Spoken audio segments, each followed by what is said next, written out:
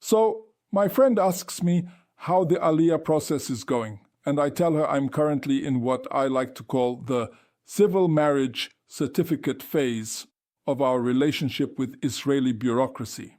She looks confused and goes, "But didn't you already sort out the ketubah thing?" And I have to explain that apparently, in the eyes of the Israeli government, my beautiful ketubah with its elegant Hebrew calligraphy and romantic declarations is basically decorative wallpaper. What they really want is that boring piece of A4 paper I got from the local registrar that looks like it was printed on the world's cheapest printer. This is when I learned that Israel has trust issues. They're like, "Oh, you have a gorgeous hand-calligraphed document signed by a rabbi proving you're married according to Jewish law? That's nice, dear. Now show us the real proof." The real proof, apparently, being a document that looks like a parking ticket and has all the romantic charm of a utility bill.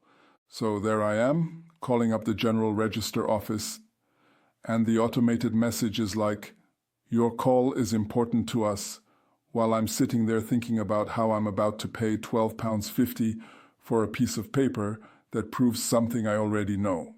It's like paying for a certificate that confirms water is wet. But fine, I need this magical piece of government-issued validation, so I fork over my credit card details to prove that yes, I did indeed get married to my husband and not just some elaborate performance art piece. The whole application process is surprisingly smooth until they ask me for the GRO index reference number. I'm sorry, the what now? Apparently, every marriage in England and Wales has been assigned a special number, like we're all part of some massive governmental filing system. I'm half expecting them to ask for my marriage's postcode next, but I managed to muddle through without the reference number, which cost me an extra £3.50 because of course it does. Then comes the waiting. 4 days, they say. 4 days for them to print out a document that already exists and mail it to me. I'm checking my mailbox like I'm waiting for exam results. When it finally arrives, I hold it up triumphantly to my husband and announce, "Behold, official proof that we're married." He looks at me like I've lost my mind, which, to be fair, I probably have at this point. But wait, there's more. Because this perfectly valid government document is apparently not quite valid enough for international use. Now I need something called an apostille, which sounds like either a French pastry or a biblical figure, but is actually a fancy government stamp that costs £30 and takes 3 weeks to obtain. I have to send my precious marriage certificate to something called the Foreign, Commonwealth and Development Office, which sounds like they should be planning space missions, not validating my paperwork. The best part is when they explain that this apostille is essentially the UK government telling the Israeli government, "Yes, we vouch for this piece of paper that our own office printed."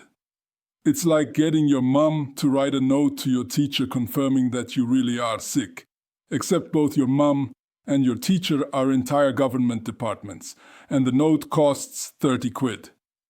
Then my husband casually mentions that his first marriage ended in divorce, and I watch in real time as the color drains from my face, because apparently, if you've been married before, you need to provide documentation for every single marriage.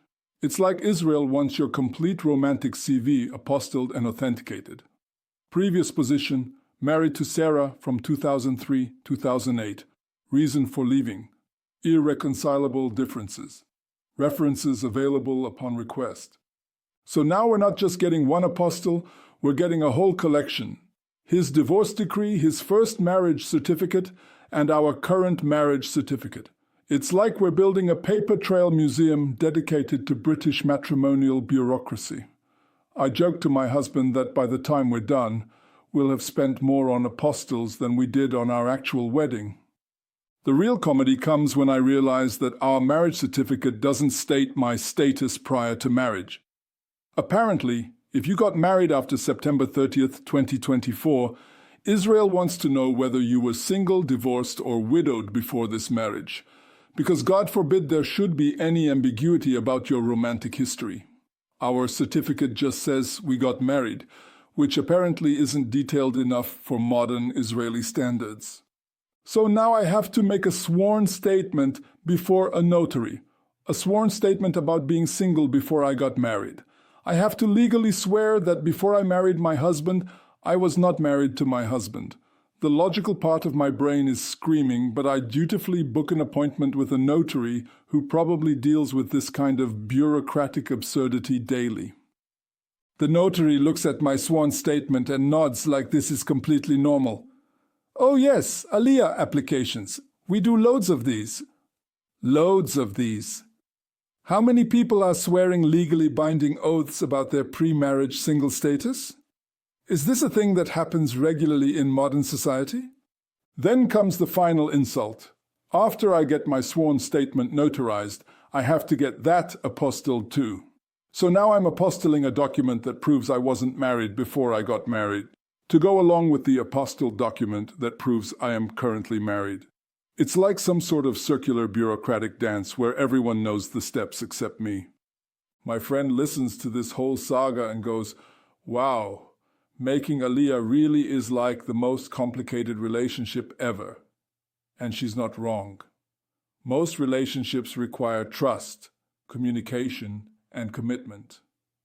This relationship with Israeli bureaucracy requires trust, communication, commitment, and approximately 47 pieces of paper, all properly authenticated by at least 2 different government departments. But you know what the really funny part is? After all this drama about civil versus religious documents, after all these apostilles and sworn statements and government stamps, the marriage certificate just sits there in my Aliyah folder looking completely ordinary. Like it doesn't even know it caused me 3 weeks of mild panic and cost me £60 in various fees. Though I have to admit, there's something oddly romantic about the whole thing. Like my husband and I are proving our commitment not just to each other, but to an entire nation's worth of bureaucrats, who apparently need very detailed documentation before they'll let us join their club. We're not just married, we're apostille certified married. It's like having a premium subscription to matrimony. And hey, at least I know exactly where this certificate is. It's in that special folder marked Aliyah documents that I guard like it contains state secrets. Because at this point, I'm pretty sure replacing any of these papers would require an act of parliament.